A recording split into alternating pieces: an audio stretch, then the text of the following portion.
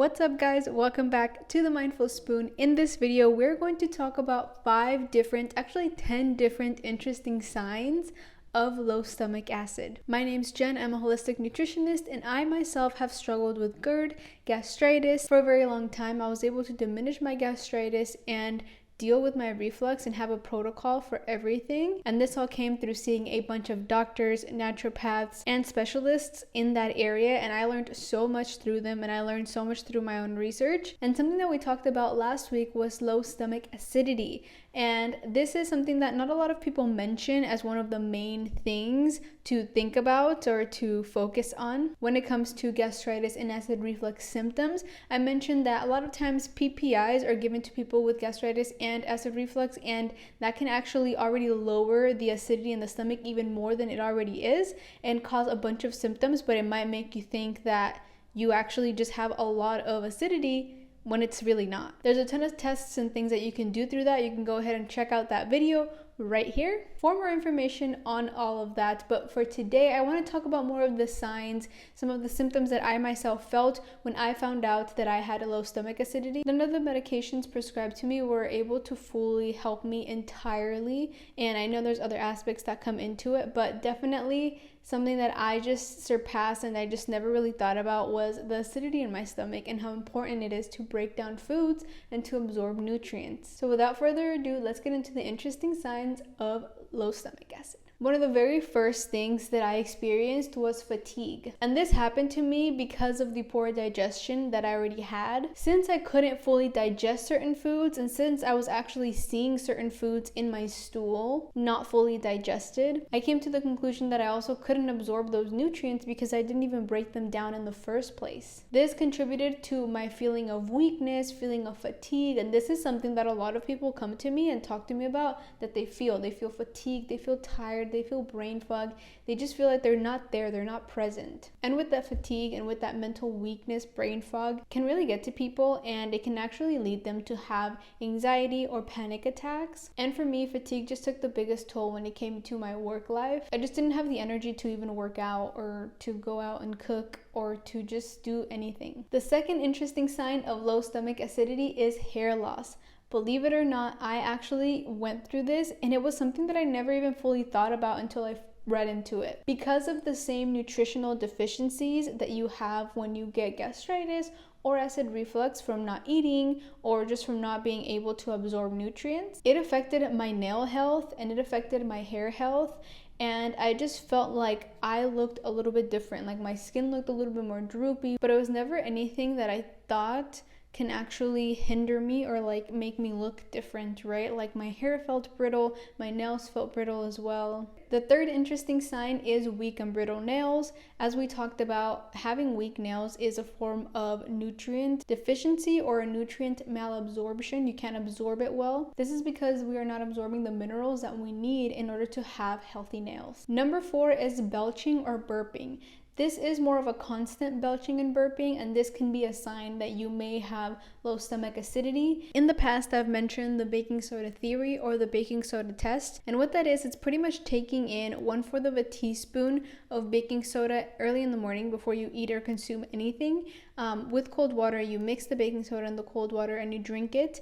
If you do not, this is how the theory goes, if you do not burp or belch within the first 3 to 5 minutes, then that means, or if it takes you longer than 3 to 5 minutes, that means that you may have low stomach acid. Now, there is no actual scientific evidence behind this, and this is something that I didn't know early on until I actually looked into it. But there are actual tests out there that you can do to figure out the acidity in your stomach.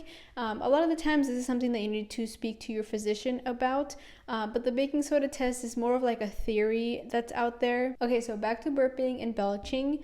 One of the main reasons why I think burping is so important when it comes to low stomach acidity is because a lot of the times when we have a very heavy meal that has maybe a lot of greasy and very fatty foods, it can cause us to burp. And this is because our stomach is struggling to even just break down those initial processed fats, processed foods. Burping to me would be like a reaction, right? It's a reaction to a certain type of food that is a little bit harder to process, and if you do not have the enough resources, like the enough acidity in your stomach, it it can be very hard for it to break down, so it would be a reaction. I always notice a lot of belching, especially when I have very greasy processed foods, so that's why I'm giving that example. Number 5 is nausea. This is one of the more common ones. A lot of people feel nausea mainly from the malabsorption of nutrients. And if you really think about it, the nausea is also a reaction similar to the burping. So every single part of the digestive system is very important. And if something is failing just a little bit, it may cause for the other parts of the digestive system to be overworked or to feel like they're overworked. And nausea usually happens with people after their meals. They feel very queasy and just a very uneasy feeling. Number 7 is flatulence or gas.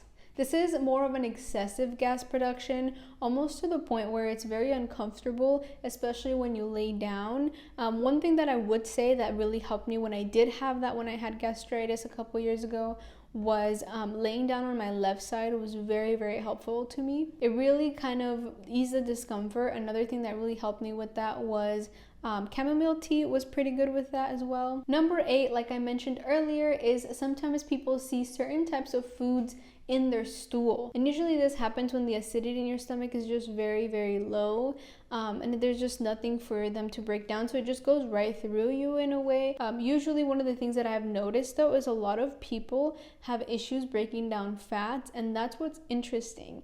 A lot of the people that have reached out to me have sent in stool tests or have done testing, and that always comes back. So that could be a possibility that maybe balancing that acidity in the stomach can help break down the fats completely to the point where we no longer see them in the stool. With that said, number 9 is constipation. This is because since it wasn't really properly broken down, you're backed up in a way. It backs up the digestion and the motility, how fast the digestion is fully processed, which can then lead to constipation. The next sign of low stomach acid, this is actually the last one, but I'm going to combine a bunch of them. I have them here on my screen. It is skin issues, weight loss, anemia for some people, and bone health issues. These can all be signs of low stomach acidity. A lot of people who have low stomach acidity may also suffer from rosacea, which is something that I personally had, acne, eczema, and redness in the skin. So it's always something to think about, the link between low stomach acidity and rosacea or acne or eczema. The next one is weight loss. As we know, a lot of people lose weight whenever they have very bad gastritis and acid reflux, and they either feel like they can't eat anything or they get very full very quickly.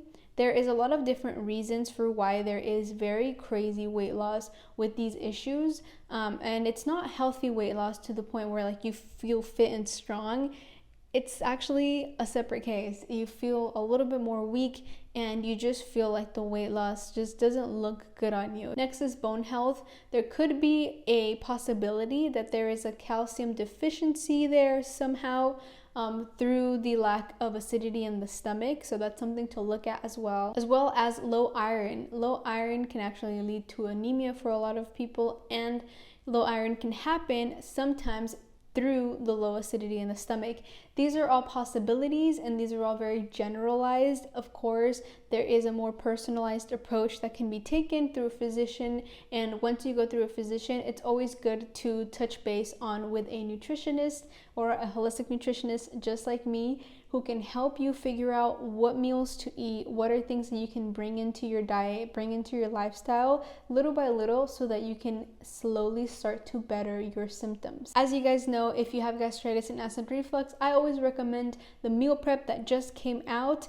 This is a meal prep filled with the recipes, things to do, even some meals that are foolproof. So if you just for some reason do not feel good whatsoever with anything you eat, there are some very basic meals, very basic things that you can eat that can make you feel just a little bit better, or can actually get just something in your stomach while you're trying to heal or figure out the symptoms. Aside from that, I always take in consultations if you ever want to meet with a holistic nutritionist, motivation, and just overall wellness. So if you are interested in that, you can always check out the link down below and see about these consultations that are out there. Thank you guys so much for watching. I really appreciate it. If you would like to check out last week's video about low stomach acidity and the medications that are given for people with acid reflux, gastritis, and GERD, if you would like to watch that, that will be linked after this video. So I will see you guys on my next one. Bye.